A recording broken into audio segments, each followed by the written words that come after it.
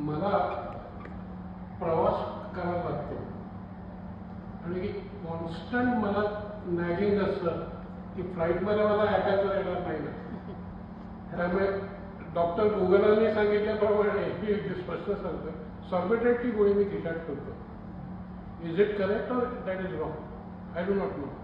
Sorbitrate ही गोळी आपल्या सर्वांसाठी एक लिमलेटच्या गोळीसारखी असली पाहिजे. काही जावं कुठे जावं खिशातच ठेवली पाहिजे, त्याचं काही वाद नाही. सॉर्बिट्रेटचा फायदा इमर्जन्सीमध्ये होतो. सॉर्बिट्रेटचे स्प्रेज पण मिळतात, नेझल स्प्रेज पण मिळतात, हॉस्पिटलमध्ये असतात. काही दिवसांनी ते लोकांपर्यंत पण येतील की साधारणपणे गोळी विरघळायला वेळ लागतो. स्प्रे टाकला तर तो लवकर विरघळतो. नेझल स्प्रेज असतात. सॉर्बिट्रेटची गोळी करते, पण बऱ्याच वेळेला फ्लाईंग मध्ये काय सांगितलं जातं की 8-8, 10-10 तास ज्यावेळेला आपण बसतो त्यावेळेला ते रक्त साखळल्यासारखं होतं पायामध्ये बऱ्याच वेळेला. तर असं सांगितलं जातं की 15-20 मिनिटं झाले की थोडं चाला. फ्लाईटमध्ये असताना जर लॉंग फ्लाईट्स असतील तर तुम्ही उठून चालणं फार अपेक्षित आहे. म्हणजे थोडं चाला, वॉशरूमला जाण्यासाठी किंवा ह्याच्यासाठी चाला. आणि पाणी मात्र भरपूर प्या. डिहायड्रेशन नाही होऊन दिलं पाहिजे आणि चालणं राहायला पाहिजे बेसिकली. बाकी गोळ्या व्यवस्थित घेणं अपेक्षित आहे.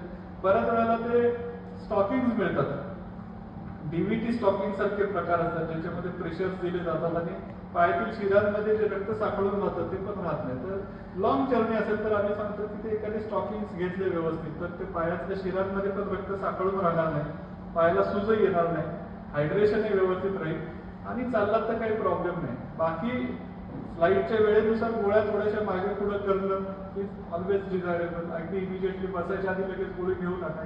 एका तासभर आधी गोळी घेऊन मग बसला तर त्या गोळीचा असर व्हायला पण वेळ मिळतो. पण फार काही काळजी करावी असेल तर काही भाग नाही. वन मोर टॅबलेट आहे त्याची डिस्प्रिन. डिस्प्रिन पण ही रक्त पातळ होणारी गोळी आहे जी आपण बऱ्याच पेशंट रेग्युलरली घेतात. जी इकोस्प्रिन गोळी आपण घेत असतो तीच त्यालाच डिस्प्रिन, आधी डिस्प्रिन म्हणायचे आणि आता तरी इकोस्प्रिन का आता वेगवेगळ्या नावाने बोलतो. हेडेकसाठी वापरायचे करता ॲस्पिरिन, ॲनासिनच्या हेडेकसाठी वापरायच्या गोळ्या.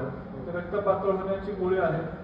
कुठल्याही पेशंटला आम्ही काय म्हणतो की अस्वस्थ वाटायला लागलं तर पहिले 4 रक्त पातळाच्या गोळ्या द्या, एक सॉर्बिट्रेटची गोळी द्या, झोपवा, कपडे सैल करा त्याचे आणि चांगली हवा त्याला येऊ द्या. एवढं जरी केलं तरी बऱ्याच वेळेला बरेच पेशंट लगेच बरे वाटतात.